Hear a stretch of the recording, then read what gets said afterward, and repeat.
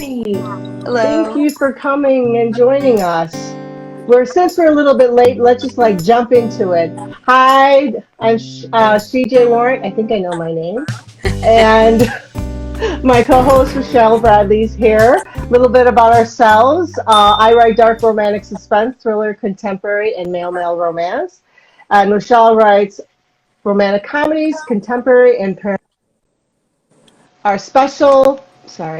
our special guest today is PJ Fiala. Did I say that correctly? You did. You did. She's a USA best-selling author and Roan Award finalist who has published multiple romance novels, primarily in the romantic suspense. She weaves a little bit of reality with a little bit of make-believe to create stories with heat, heart, and all the feels. Ooh, I love that tagline in the end. Our other special guest is Destiny Hawkins. She's a multi-genre author with dark imagination and a love of magic. She loves creating stories and building worlds that both teach and entertain. When writing, she sticks to her slogan, "Where beauty can be found in darkness." Thank Yes. you, ladies, for joining us. It is great to have you here. Um, First question of the morning. What do you like to drink at breakfast time or any time, really? We like Juice. to drink coffee all the time. I'm like coffee between coffee and water. How about yourselves? Well, I like to drink juice. I'm not really into coffee. I kind of like tea, but I don't really go for it. I go for fruit juice Fruit in the juice? morning. I How gotta about you, have PJ? gallons of coffee. Coffee? I mean, I think I wouldn't be able to survive waking up. I mean, I get up early, but I got to have that first cup of coffee just to kind of wake me up. So I don't know how about you ladies, but it does. It totally wakes me up. I was gonna say that's what the Um, sugar from the juices for me. yeah. Well, I don't drink hardly any caffeine. I think it's more the flavor of it that kind Okay. of arouses me, the smell and stuff. I used to be a caffeine addict, when I was in the hair business, but yeah, no, I am more like decaf, but the aroma, the like a dark rich. I'm half Italian, so I like, Okay. dark, heavier coffees and stuff like that. So, um, let's go with the next question is, how did you get into writing? Say who goes You first. either one of you could start. PJ, let's go with you Okay. first. How did you get into writing? I always wanted to be a writer from little on, and before self-publishing, I just didn't know how that was going to happen. You sort of set it on the back burner. And then 10 years ago, I was working. I'm a paralegal by trade, though I'm not doing that anymore. But I was working for an attorney who was the most awful woman to work for I have ever had to spend a day with. And she was just absolutely horrible. And I would go home at night and think, oh, I just can't keep doing this. And my husband said, if you don't, you've always wanted to write. If you don't sit down and start writing, you're always going to be working for people like her.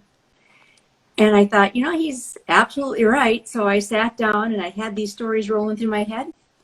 I started writing, and the first book took a year, but after that they just kept coming. And I'm happy to say I was able to tell her to take a hike.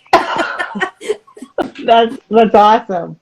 Yeah, you gotta when you're working with, especially in the judicial system, you gotta have a certain rapport with your coworkers, or just it doesn't work. You know. What about you, Destiny? How did you get into writing? Well, I actually started when I was like 9.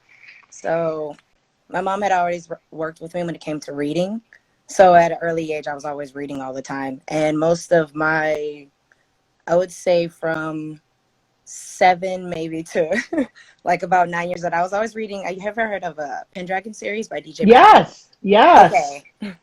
Okay, we have something we've all read. That was my favorite series growing up. So by the time I hit 9 years old, I wanted to make the same kind of worlds, but with different characters. And I started from there. And I continued through 11. I had all these notebooks.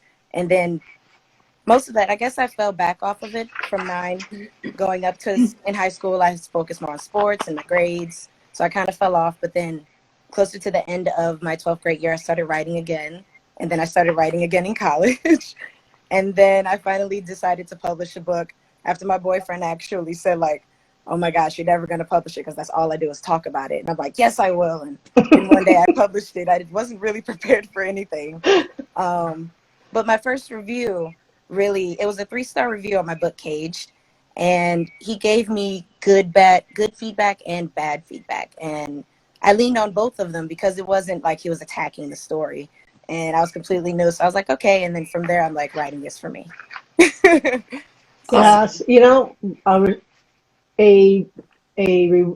review could really make it or break it for a new author. You know what I mean? Especially if they take it too personal. I think we talked about it at the last last live show. It's like, you know, those reviews are important, but at the same time, this is a professional. This is a profession that you're going to get dinged. You're going to turn around and get some bad stuff. Not only the good stuff, but the bad. So you have to take it into stride. So I'm glad you kept with it. Yeah, I was very excited. At first, I was just excited because someone read it. Yeah. When I saw the review, I'm like, okay, this is good and bad. I'll take it. That's my awesome. favorite review is not a 5-star review. It's a 4-star review. And why it's my favorite is because she compared my stories to Janet Ivankovich. Oh, wow. Janet Ivanovich? Is that how you say yeah, it? I was making sure.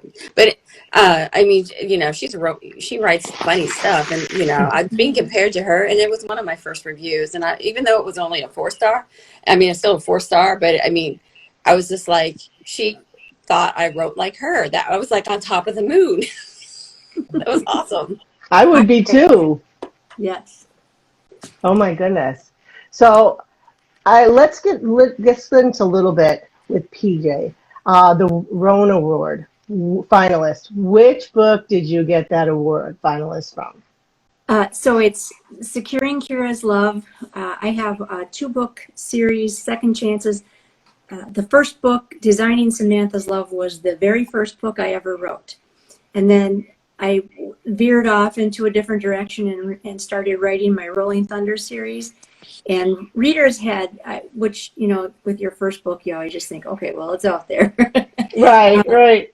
But these 2 characters, readers would email me years later, a year or 2 later, and ask if that book was ever coming out. And I thought, wow, okay. So I wrote it and then submitted it to In Detail magazine. And I was shocked that I got nominated for the award. It was like, wow, okay. I wasn't expecting that. I am right there with you. My first book, Forgetting Jane, which is a dark, more psychological, romantic thriller with some supernatural elements to it, is like my very first book I wrote and published. And somebody told me about you should turn around and put it in detail, get the review, and if you get nominated, it'd be great. So I didn't think anything of it. And then I get the review, and then I get an email from them that you are nominated for the Verona Award. I'm like, wow, this is like, so it's awesome, because this is the one book that won the romantic suspense for the West Houston RWA. So before it was even published. So the Roan Award is you're an answer for people who don't know what is the Roan Award, and you just said so. Yes, it's a Roan Award is part of the In Detail magazine, and it's for indie authors. It's more for indie authors. I don't think it's for traditional. And you submit it, and and they review it, and they put it in their magazine. And if you get and correct me if I'm wrong, PJ, is it like 4.5 stars and 5 gets the nominations, or just 5 stars? I think it's 4.5 stars and 5 stars, and they have a little system that they use. It's like a little heart. Right. They use, so you can get like a half a heart or a whole heart. Exactly. But you have to get a heart. I think it's 4.5 or 5 to be to be nominated for the finalist, for being a finalist. Yeah. So yeah, it's a great honor, especially in this industry, in the indie world. Yeah. So, but yes, so that was the first book. So you wrote the second half, and that's what you submitted, or the first book is what you No, I submitted? submitted the second book, and I hadn't heard about the Roan Awards or in detail before that. And my PA at the time said, she liked it. She liked the book. She said, you really should submit this one. And that series, I guess there's only 2 books in that series, and I give it very little attention. It's really kind of a shame. But I've gone on to write longer series, and so that one sort of sits out there by itself. And yeah, it was a sort of an afterthought, I guess, Yes. to Yeah. write the second book, but I'm really glad I did. Yeah. Well, yes, you got that recognition. What made you decide to shift into more romantic suspense? I guess you read contemporary romance, and there's nothing wrong with it. I enjoy it and I read it, but there's all these silly little arguments these black moments that happen between the hero and the heroine, and it's always over some silly little misunderstanding that just a basic sit down and say, listen here, mister, would fix. And I just couldn't get myself to write those stories. And I had a plotting friend at the time, and she kept saying, but what's your black moment? What's your black moment? I don't know. Why do they have to have a black moment? I don't understand that. So I realized then that I need something else, more action, suspense, things like that to be, that's what interests me in the story. So I don't necessarily have a black moment. Death. Yeah. Complicated death. Yeah. Depth is a good word. Depth Yeah. is good. I mean, you could get depth in contemporary romance. Yeah. And I think it also depends on the author who writes it. Absolutely.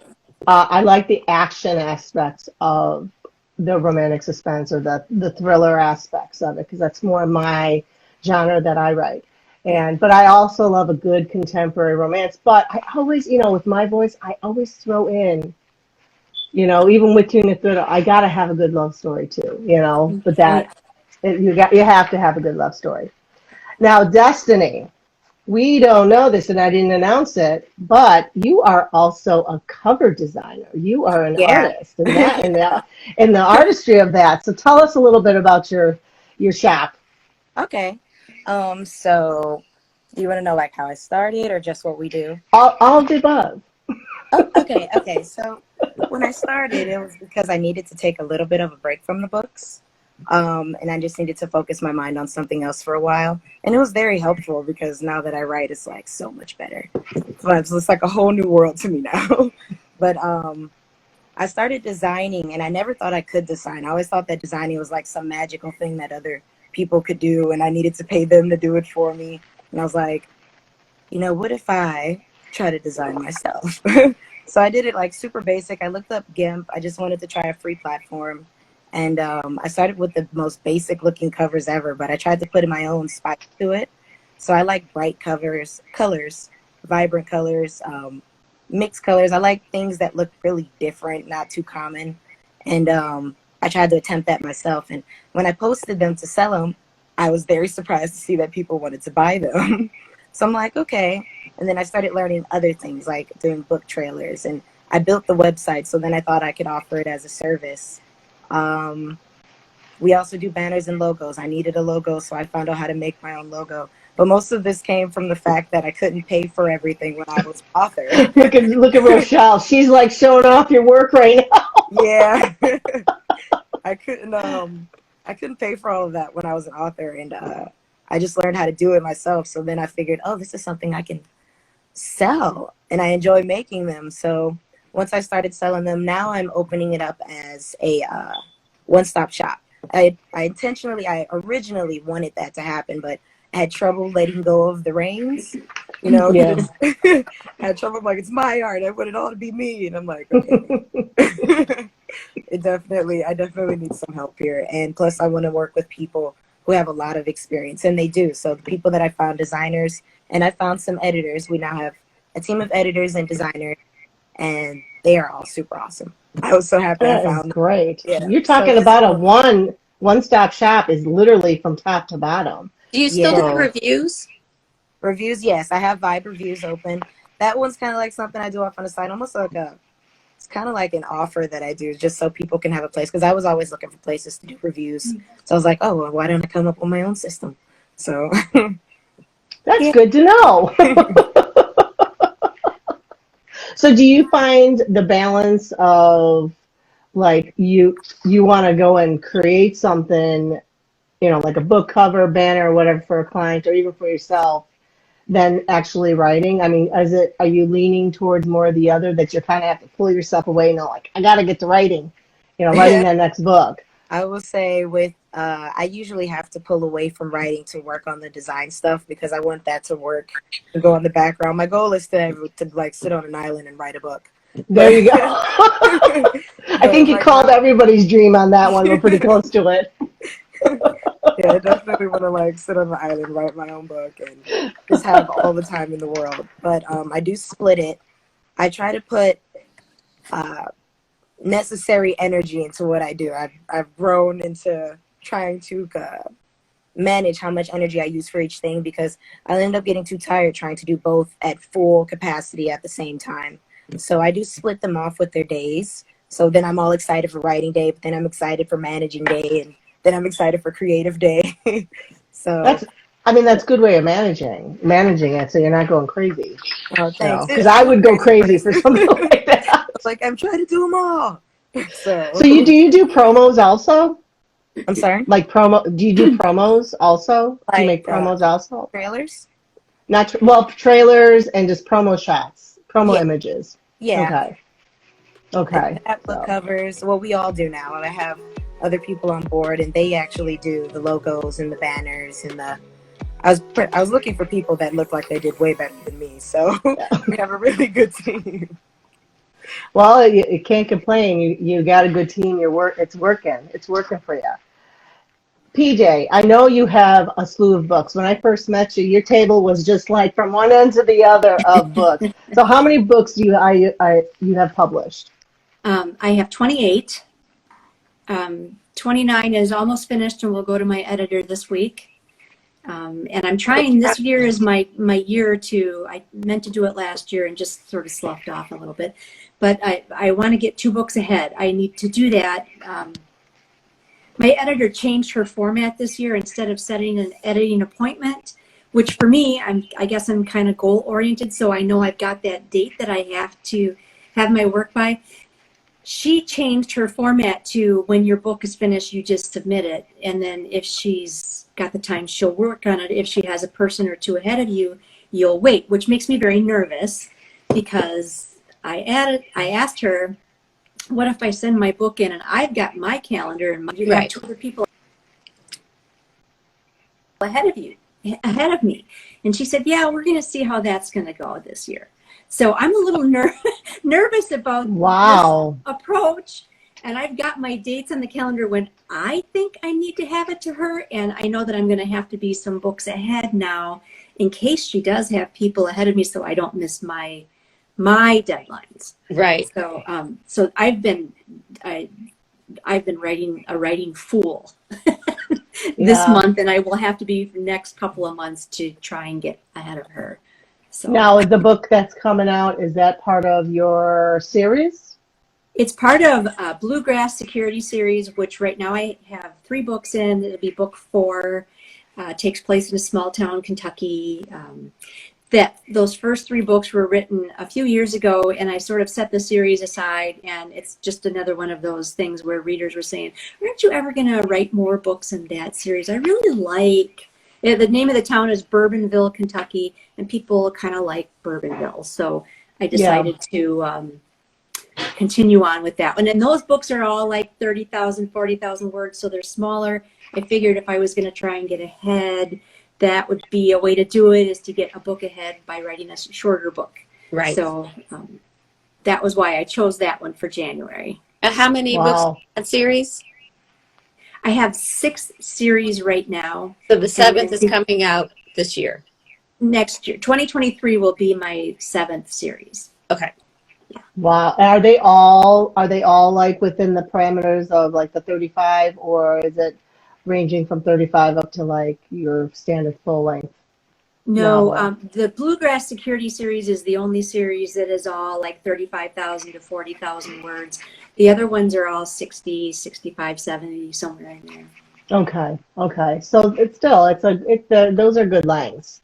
Yes. I'm doing a series. It's a male romance series, and it's a straight up novella. It's anywhere from the smallest one is 9,000, just over, well, close to 10,000 words, and the last one that's going to be published is going to be close to 35 because that's going into another series. So it's like I had that same thought as you did, dealing with keeping it short, getting ahead of myself. But the bad thing is to accept like an anthology or an anthology there. Oh, sure, I'll do the Hitman series. Oh, it's like, wait a minute here. I get ahead, then I'm like, I think I'm falling behind. Yeah. Yeah. It is not. What about you, Destiny? How many books do you have out so far? I would say it's about maybe about 20. The only reason I say maybe is because I took two down and like I think I need to recount. I did not count how many books I had out, but at one point it was 20. I think I 20. took two down, so there may just be 18 out. I'm working on book 3 of The Descendants now. All those other books, I am a multi-genre author, but I used to like to skip from different types of worlds over and over again, and now I finally found my It series, which is the Descendants series. I planned that to go out for a few years, actually. That's because there's 2 different characters, and I'm trying to express their lives where they make a full circle and they end up with each other again. But it's not a love story. It's actually between 2 best friends. There's some love stories here and there, but it's between friends mostly. Now, is it a sci-fi or is it paranormal? This one's sci-fi fantasy. Okay, It's so, but open, is it YA or adult? it's young adult, but then I believe Okay. it feels like it's going into adult. Oh, okay. Yeah, I don't even know, Okay. like, can people do that? Can you read from YA and then you get the book again? New And it's in the adult. adult range. New adult. Or a Okay, new thank you. adult, yeah. Well, Okay. Twilight, that is from young adult to new adult. And what is the Okay. other one? There's a couple other ones Harry out there. Potter. Well, yeah, Harry Potter.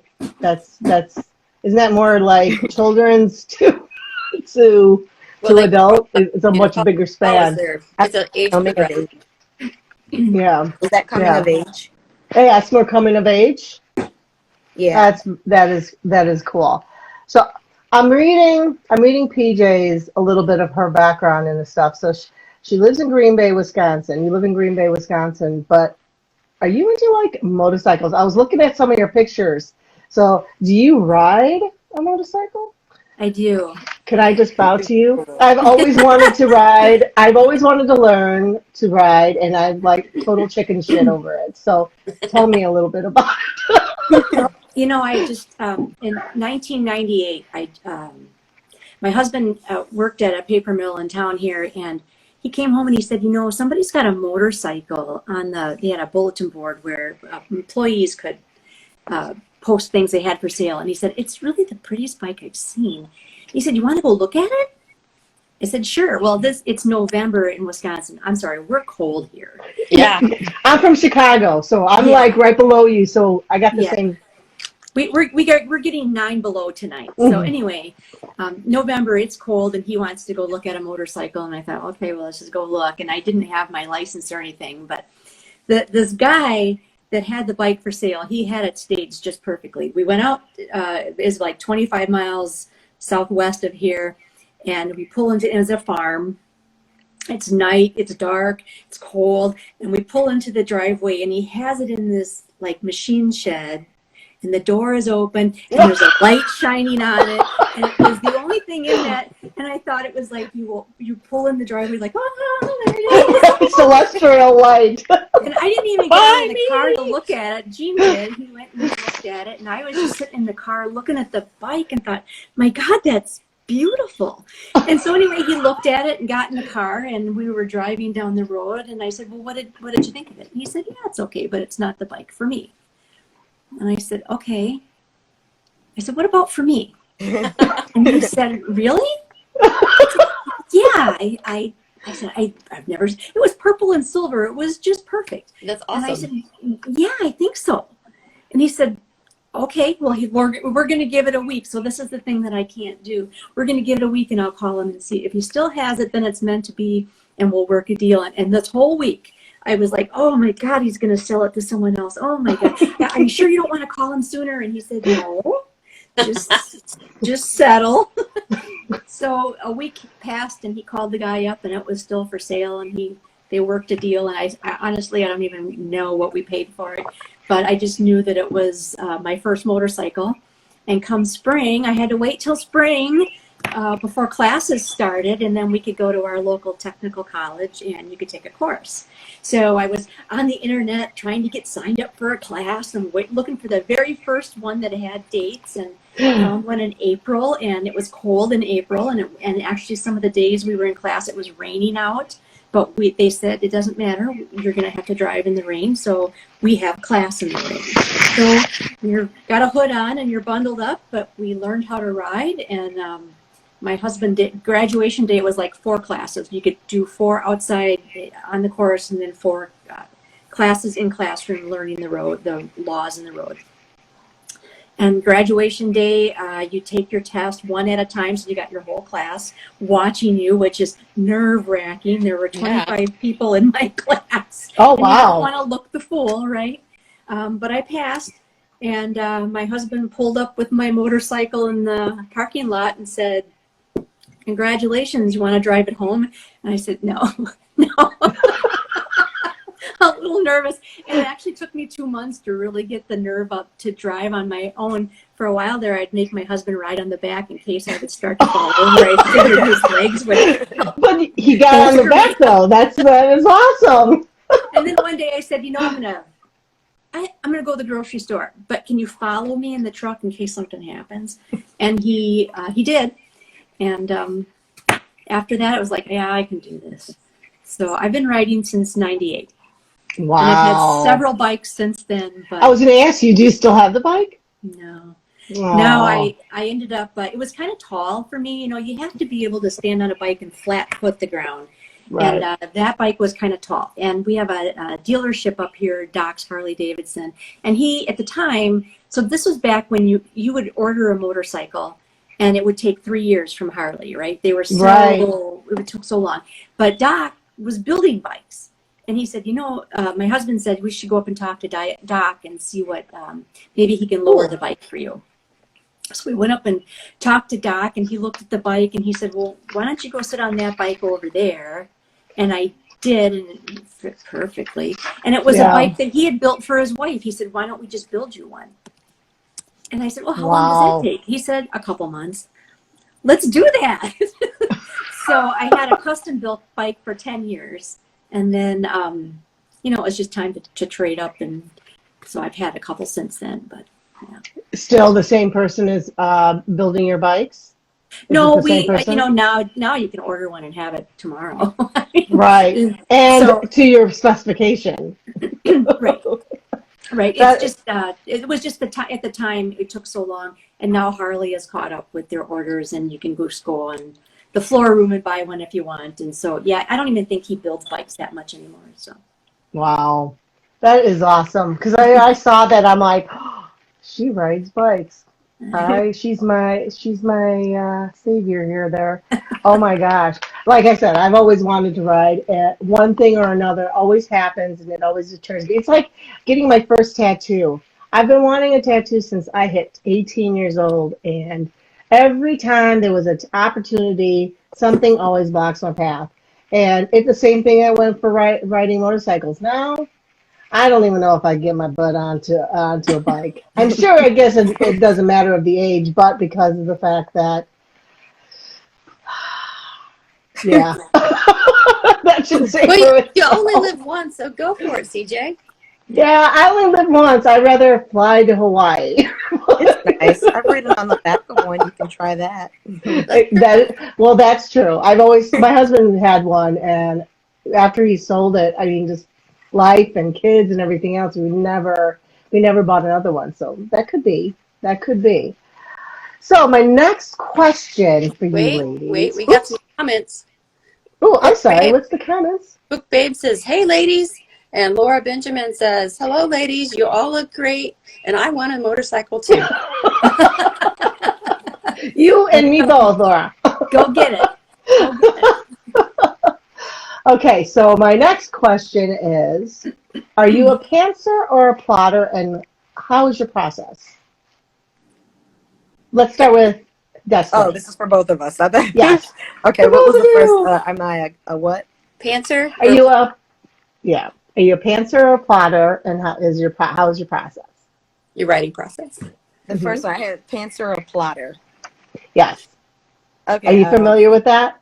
not the first word, but I am familiar with the second word because that's what I am as a plotter. Okay. A Pantser is pantser writing by the seat basically of your pants. writes like from the seat of your pants. That's, you know what I Oh, mean? I used to do that. So when I first started writing, I had no idea what a plot was. I just had notebooks and ideas, and somehow I remembered worlds and stuff. As I got older, though, more serious about it, I started plotting. And I plot from point by point by point, but I do leave room to be creative in between those points. I just know what points I want them to hit. And then if they do change, it's kind of like changing a whole math equation, but I get to go through the plot and go, okay, this is going to change up here in this area. And then I'll go down here and make sure that the top matches the bottom. I found that works way better. And it helps me go back and, or like if I have to think back, but I don't feel like scrolling through the whole book, it's in the plot. Now, is it a Well, I know detailed how that plot is. or is it a bullet point? Is it like, they go here, and then you fill in with your creativity, or is it they go here and they talk to him, her, whatever, Ooh, pick up the magic, bullet point. whatever? Yeah, it's bullet point. That's too close. I don't like to trap myself. Okay. Yeah, so I try to keep it where I have some space to make changes, or the character decides to turn left, even though all this time they were supposed to go right. I have room to do that with those bullet points. But So point by there's some point, flexibility. yeah, Well, sometimes the characters know the story better than you. It's kind of strange, and I love it when they yeah, take over.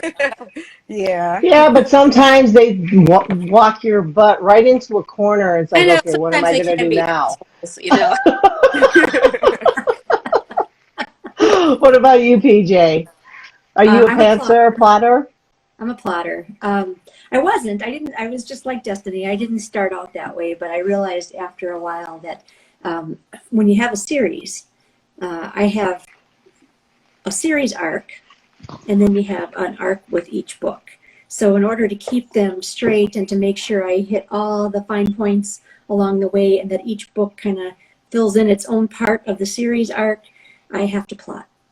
So I'll start with a series and ideas for the whole series and what's going to happen within the series, and then I break it down to individual books within that series and I plot those out. And it's just more bullet points. It's like, we've got to hit this high mark and hit this high mark and hit this high mark, and oh, by the way, this guy has to make an appearance again too. So Yeah, I totally get it. 'Cause I started off as a huge pantser. I am more of a planter now. I'm a combination of both. I do, I do, I do write off the seat of my pants, but at the same time,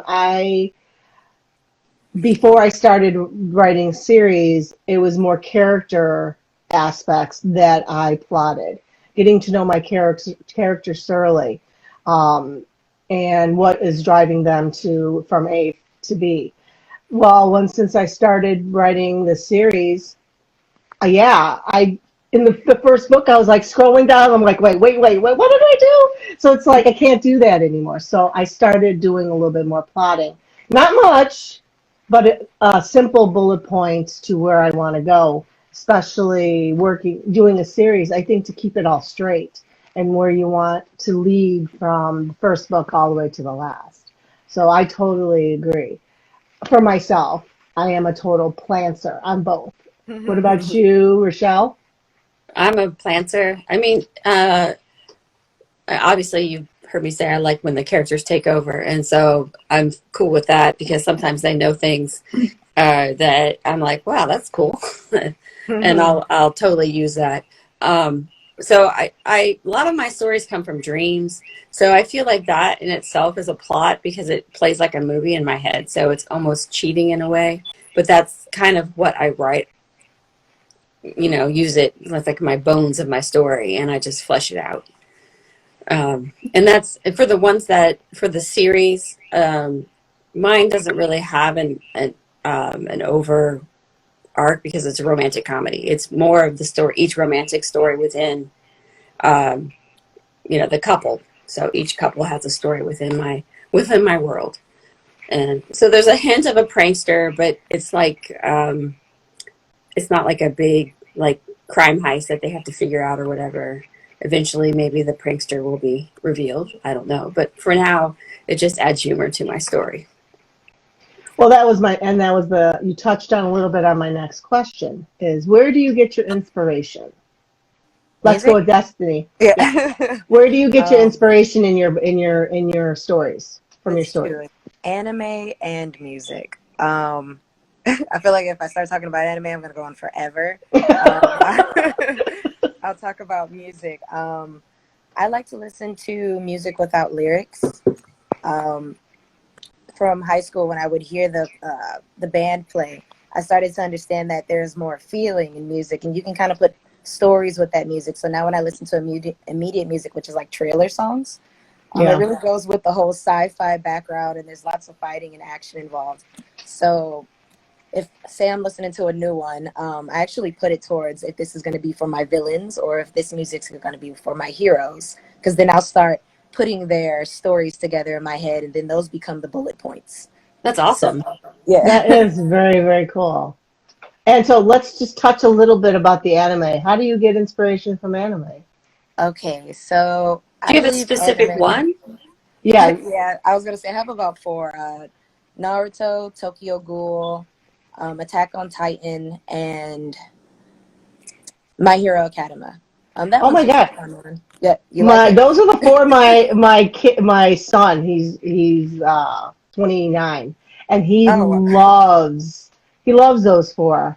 And he's Yes, like, they're "Mom, so it's good. like, yeah, It's just that I feel like the artists who wrote them or who wrote the stories, they took things from real life and then they turned it into this beautiful, magical story. I mean, sometimes it's really dark, but that's where the main characters seem to find their greatness is when they're in the darkness. Right. And then they have a tendency to come out, and now they're whoever the author wanted them to be or who they might have wanted to be or anything like that. And when I watch them and how they treat the characters, my favorite combination of characters are the two best friends that went separate ways. And you don't know which way they're going to go. It's just that they have two different paths to follow.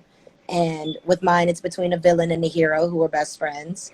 And eventually they're going to come around full circle and they'll either be best friends again or they won't. Uh, but in the anime, there's a lot of stories like that. And then there's also character development in anime. In Attack on Titan, I can't call spoilers now because everyone had to have seen it, but people who watch it had to have seen it. But the main character went from this kid who made this vow to stop all these Titans who were killing his people, and now the fourth series is like, whoa, how is he the bad guy? He's taking out all the Titans. They just found out that the Titans were them, and he's still going through with the same idea. It's just that it's hard to believe because you think he's the hero the entire time. and And he was to the some villain. people, he's the, what do you call him, the anti-hero? Yeah, Right. hero. Where he has a goal to still protect his people while still keeping the promise he made as a kid. And that was like, I'm like, that's amazing. The artists were great. And you got everyone like, no. And I'm like, the authors, but the authors. That's amazing. So I like those type of writing backgrounds and those types of stories, and those really inspire me to write my stories. But with That different characters, different backgrounds, different yeah, stories. Yeah. I love it. I love that. What about you, PJ? Where do you get your inspiration for your books? People are interesting. I'm a big people watcher. We were just in Vegas a couple months ago, and I could have sat on a street corner and watched people walk by all day long. And you listen to little snippets of conversation and their body language and just They're just very people. interesting people over there. They're, we as bikers, we we go on rides, and sometimes we have a family here that for 20 years they ran a charity ride for a brother who had passed, and so they always every year would get to everybody together. We'd have a ride, and then the money would be donated to some charity they thought Troy, the fallen brother, would appreciate. And I could sit on the deck and look out. At one point, Gene and I had 4 couples, and I was looking at them on the deck. And they were standing in the parking lot talking, and they had been married and divorced, and then married each other again. Wow. And then they had been married and divorced and married again.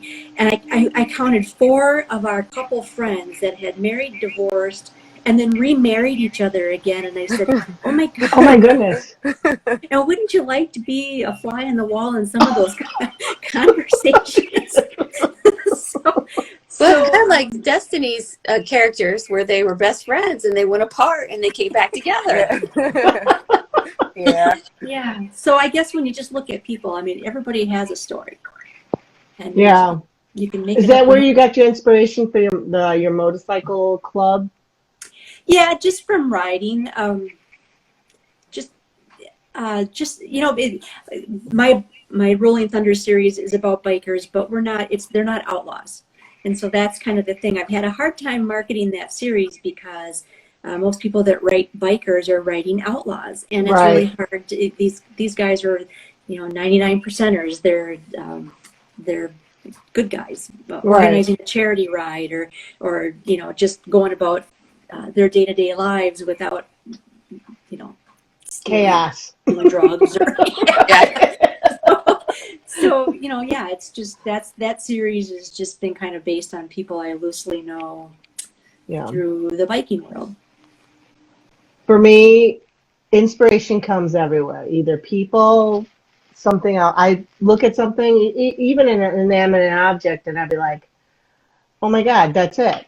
And I would have to write things down. So on the daily, I don't know about you two, but for you 3, I'm on the daily. Always, my brain just pops up with something, some sort of inspiration, either collaborated with a book or a brand new story. And it's crazy. Sometimes I can't shut my brain off. Can you ladies shut your brains off? No. I can't. No. No matter what I do, I cannot shut my brain off whatsoever. It is crazy.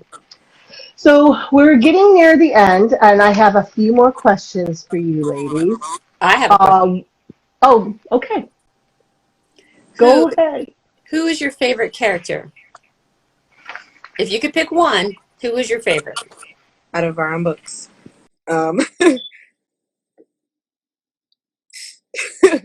That's hard because it should be the main character, but I wanted to give my side characters development. I will say my favorite would be the Sandra. She's actually the bully, but she's a bully. I'm not going to say she's a bully for a reason, but people release energy different types of ways to get out whatever was put inside of them. So as Sandra goes, she eventually realized that's not the right way to handle things, and her development goes a different direction. So I'll say she's about my favorite. What about you, PJ? I always answer this question by saying it's the couple that I'm writing now. So because they take different they take your own energy at different times, right? And right now I'm focusing my energy on the characters that I'm writing, which are Dirks and Danny. And when I start writing the next book, it'll be Caden and Mia. Wow. Hint, hint, hint. For me, my favorite character, I have to say, I have a favorite character in every book, but I have to say, if I have to choose one, I would definitely say it would be Jane from my first book. Her real name was Jessica, but she had amnesia, so they called her Jane Doe. So the things that she went through in that book, what I put her through in that book, and what she had to deal with, I give her, that was a little bit of me, flashes of memory when I was going through my divorce from my first husband. It was a treacherous journey from all the way through the end, and it just like kind of, I think I laid that groundwork for her to do that. So, thank you, babe. She said she loved Forgetting Jane. Um, and I just, that I would have to say Jane is my favorite character, by far. What about you, My Rochelle? favorite character? Well, I know who most of the people who read my books, they love Desire Hardman, which is a dirty old lady ex-stripper who runs her own business now.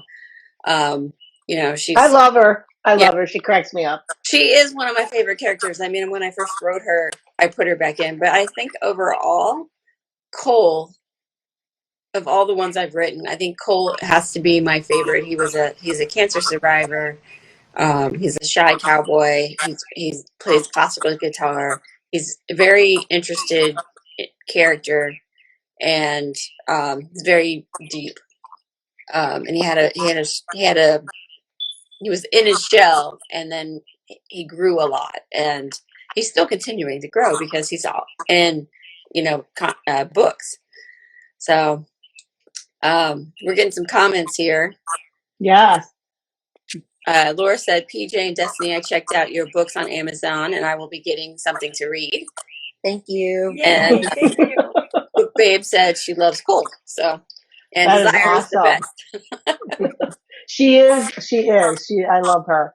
So this coming 2022, we just started. Do you have any events or signings that's coming up that you're going to be attending that the readers will be able to see you and your books? I have one coming up in July, but it's still in Ohio.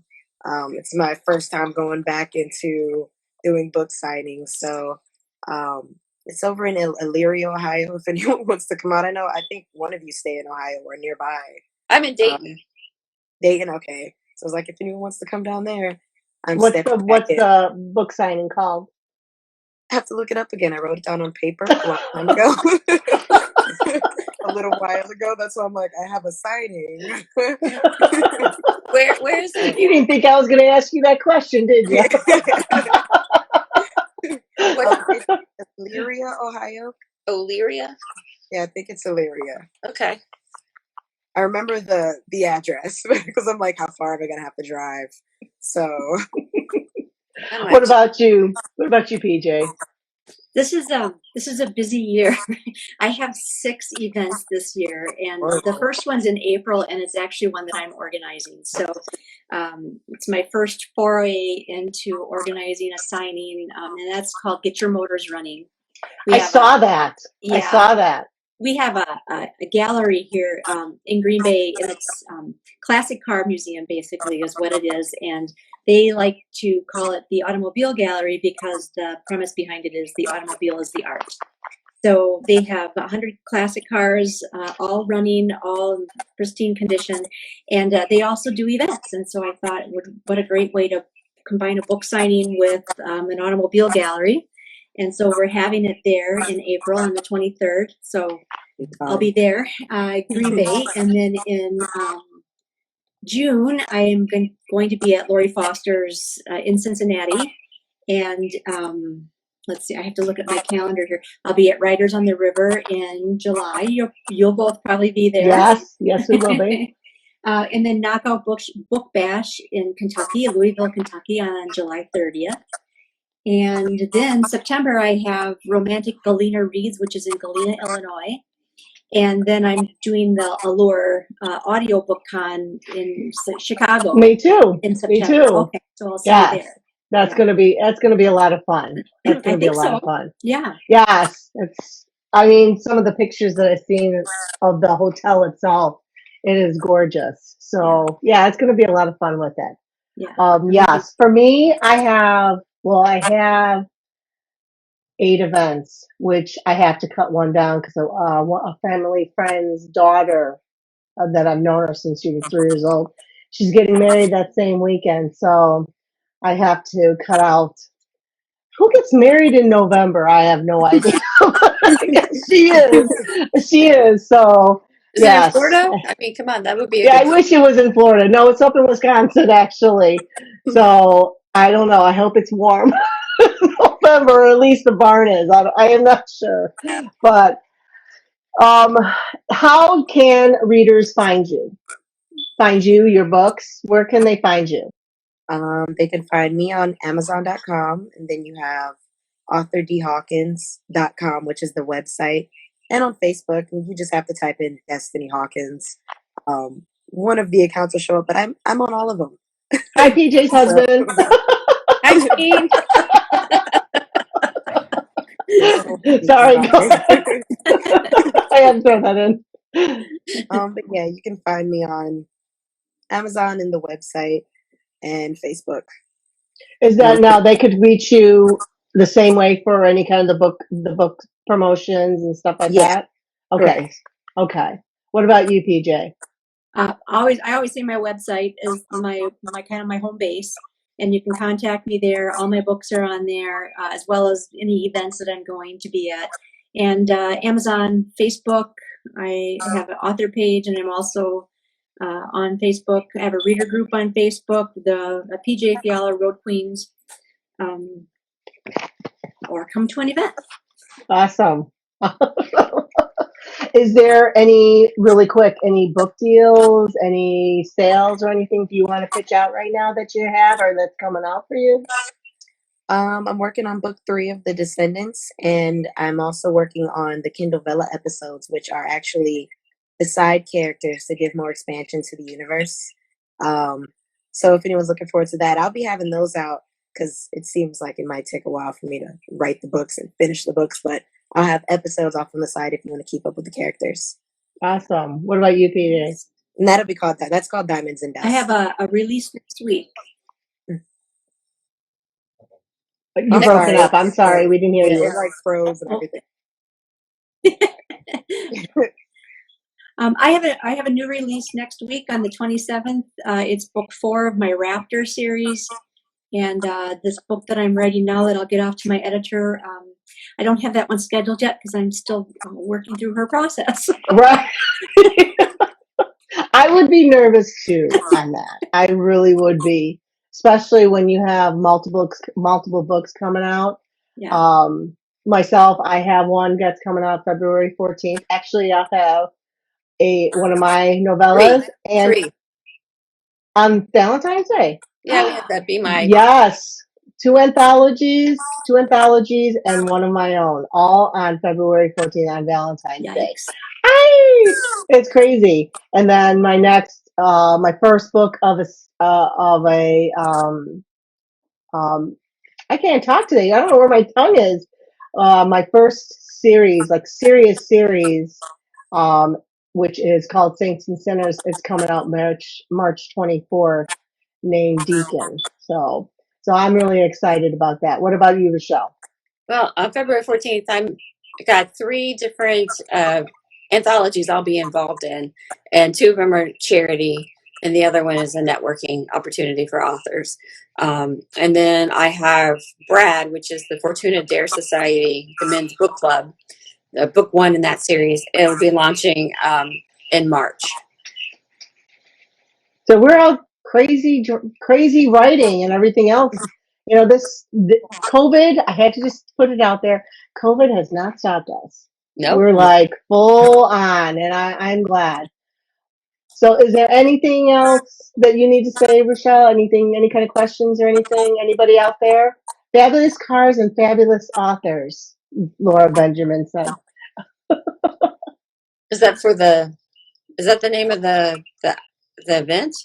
Is that the name of the event? Is Fabulous No, Cars? No, I think that's what she Get just Your meant. Motors Running. Okay, Get Your Motors Running is the title of the event. That is good. I hope you put it out. You know, we put it out there. If you can send us a link, we can put that out there too. Sure. I mean, I would be interested. My husband's an avid car fanatic, so we could go up on the weekends. I could actually be a reader. He could look at I could talk to you ladies. You are authors, and I could send my husband to go look at the cars. This is Right. awesome. Well, we're actually inviting spouses to come along. We have a separate side event for spouses that want to come along. And we're taking them by bus. They'll meet at the automobile gallery. They can walk around and see the cars, but we're also taking them by bus up to Doc's Harley Davidson. And Doc's Harley has also a car museum besides the dealership. He has a restaurant and he has a zoo.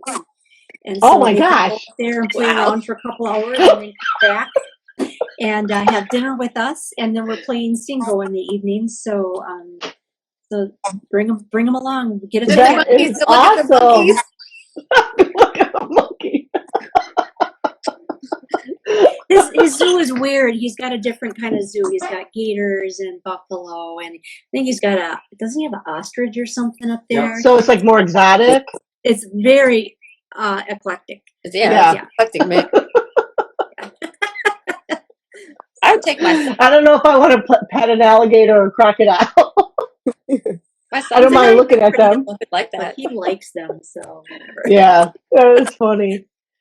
Well, it is near the end. Thank you so much for joining us. We appreciate you being here, especially us running a little bit late today. Rochelle, do you have anything to add? Oh, just follow us, follow everybody. And this is Yes. going on YouTube, so make sure you like and subscribe. Yes, most definitely. Thank you. And then we'll have the links for the authors below if you're interested in their books. And you guys have a good day. Stay warm wherever you're at. Thank you. You guys as well. Thank you. Thank you. Bye. Bye-bye. We'll see you next time.